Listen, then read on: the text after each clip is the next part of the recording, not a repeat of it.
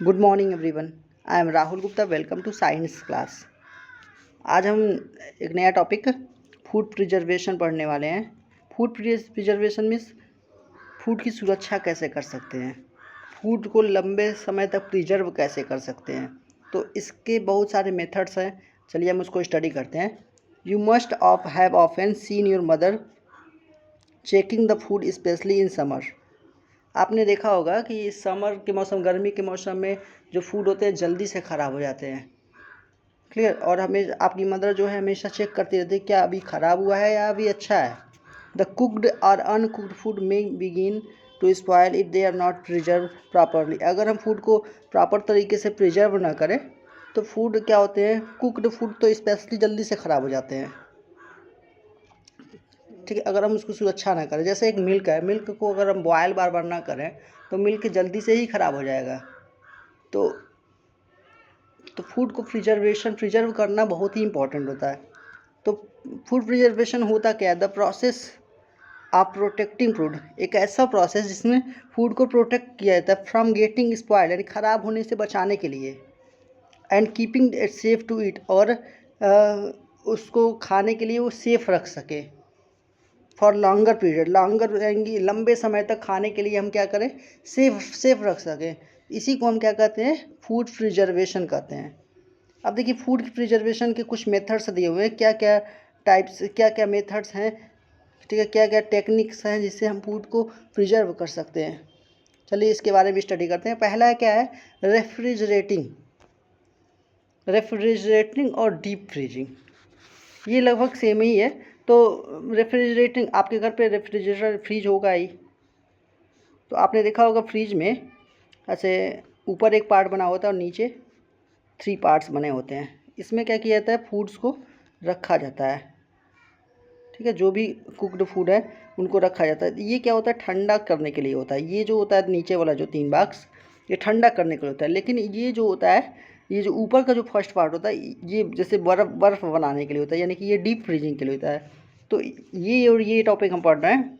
तो अगर मान लीजिए हमको जैसे मीट को प्रिजर्व करना है, तो मीट को प्रिजर्व करने के लिए हम क्या करते हैं, डीप फ्रीजिंग करते हैं। क्योंकि उसके जो बैक्टीरिया हैं केवल ये बस कूलिंग का काम करता है, इससे बर्फ़ नहीं बनता है। तो कुछ फूड जो होते हैं वो केवल ठंडा रहने से ही वो प्रिजर्व रहते हैं, लेकिन कुछ जो फूड होते हैं वो केवल मात्र ठंडा रहने से ही वो सुरक्षित नहीं रहते हैं, उनको फ्रीज करना पड़ता है। ठीक है, उसको डीप फ्रीजिंग देना पड़ता है, बहुत ज़्यादा ठंडा रहना ज़रूरी है उसके लिए। जैसे मीट है, फिश है, तो इसको बहुत ज़्यादा ठंडा रहने की आवश्यकता है, तो इसको डीप फ्रीजिंग देना आवश्यक है। ठीक है, तो इसको हम बोलते हैं फ्रीजर, एक तरह से कह सकते हैं। ऊपर वाले पार्ट को हम क्या कहते हैं, फ्रीजर। अब नीचे वाले जैसे वेजिटेबल्स हैं, या पनीर की सब्ज़ी बनी हुई है, या कोई और कुकड फूड है, तो हम उसको ठंडा रखने से हम भी प्रिजर्व कर सकते हैं। तो इसको डीप फ्रीजिंग की आवश्यकता नहीं है। क्लियर। जो नीचे का पार्ट होता है इसमें फूड आइटम्स रखे जाते हैं, और जिसको डीप फ्रीजिंग की आवश्यकता होती है इसमें, जैसे हमको बर्फ़ जमाना है तो बर्फ़ भी जमाना है तो हम इसमें रखेंगे तो बर्फ़ नहीं जमेगा, ऊपर की तरफ रखेंगे तभी जमेगा। क्लियर। नेक्स्ट पढ़ते हैं। कुछ फूड को हम देखिए, पहला क्या रेफ्रिजरेटिंग है, दूसरा क्या है डीप फ्रीजिंग, तीसरा क्या ड्राइंग। कुछ फूड ऐसे होते हैं जो सनलाइट में हम ड्राई करके भी फूड को प्रिजर्व कर सकते हैं। क्लियर। जैसे एग्जांपल अगर हम देखें तो जैसे पीज, मटर है, स्पिनच है, पालक है, इन सबों को हम क्या कर सकते हैं, सनलाइट में हम ड्राई करके भी प्रिजर्व कर सकते हैं। Some food items such as fish and herbs can be preserved by drying them in the sun. Sunlight में भी हम इसको क्या कर सकते हैं, जैसे फिश भी है, फिश को भी हम प्रिजर्व करने के लिए सनलाइट में हम रख सकते हैं। हर्ब्स तो क्या होता है, सनलाइट में रखने से जो उसके अंदर बैक्टीरिया उत्पन्न होने वाले हैं तो वो मर जाते हैं। या डीप फ्रीजिंग भी करते हैं तो लो टेम्परेचर में बैक्टीरिया जीवित नहीं रह पाते हैं, और फूड क्या होता है, लॉन्ग टाइम तक प्रिजर्व हो जाता है। नेक्स्ट है pickling. Some food items like mangoes, limes, green chillies, certain vegetables can be preserve by making pickle using vinegar और ऑयल। तो कुछ फूड को हम प्रिजर्व करने के लिए पिकलिंग भी करते हैं। जैसे मैंगो है, तो जैसे मैंगो अगर हमको लंबे समय तक उसको बचाना है तो हम क्या करते हैं, उसको क्या करते हैं कि हम एक उसमें बहुत सारा साल्ट ऐड करते हैं, क्लियर, बहुत सारा साल्ट ऐड करते हैं, नींबू ऐड करते हैं और एक डब्बे में हम बंद भी कर देते हैं उसको। तो वो क्या होता है, लंबे समय तक प्रिजर्व रहता है, क्लियर। तो हम पिकलिंग के द्वारा भी हम क्या कर सकते हैं, फूड को प्रिजर्व कर सकते हैं। नेक्स्ट है कैनिंग एंड बॉटलिंग। कुछ फूड को बचाने के लिए हम कैनिंग और बॉटलिंग का भी कर सकते हैं। जैसे some fruits such as apple, mango, guava etcetera can be preserved in cans.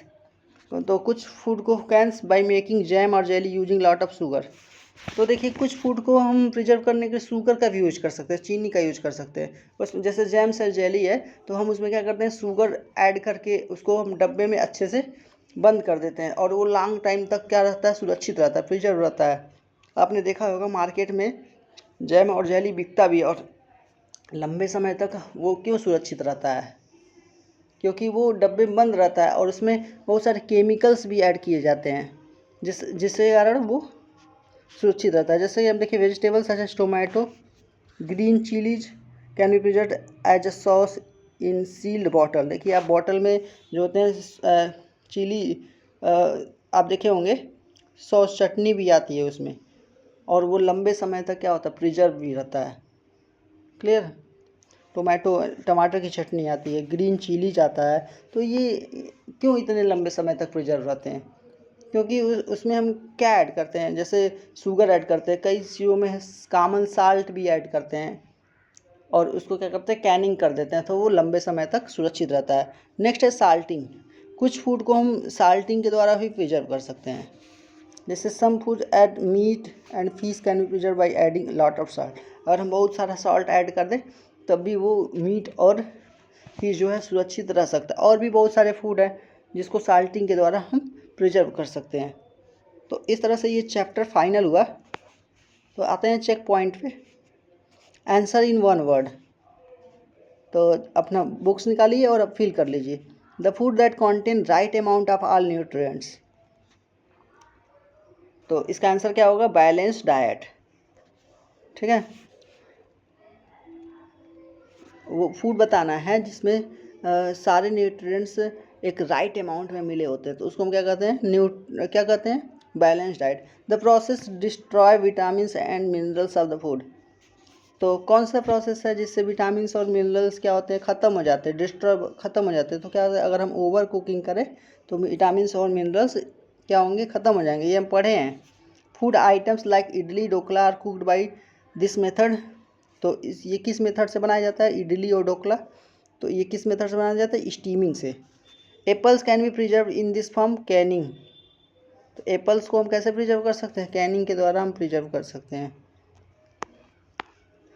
तो आप यहाँ पे ये भी कर सकते हैं, ट्रू फॉल्स देखिए, जल्दी से टिक कर लीजिए आप। पहला क्या है, फॉल्स रहेगा, दूसरा क्या है, फॉल्स, तीसरा ट्रू है, चौथा फॉल्स है, पांचवा ट्रू है। देखते जाइए आप। इसमें क्या फील होगा, कार्बोहाइड्रेट। नेक्स्ट देखिए, the food rich in carbohydrate is potato. अब इसमें क्या रहेगा, कैरेट, इसमें क्या रहेगा, प्रोटीन। सो आप इसमें देख लीजिए एक बार, चाहे तो आप इसका स्क्रीनशॉट ले सकते हैं, ठीक है। Nutrient, fat, protein, preservation, over cooking. तो मैच द फॉलोइंग है, राइस का कार्बोहाइड्रेट से, बेंगल ग्राम का प्रोटीन से, आलमंड का फैट से, ऑरेंज का विटामिन से, ब्रोकली का ब्रोफेस से। तो ये इस तरह से चैप्टर फाइनल हुआ। सो आज की वीडियो में बस इतना ही, मिलते हैं नेक्स्ट वीडियो में।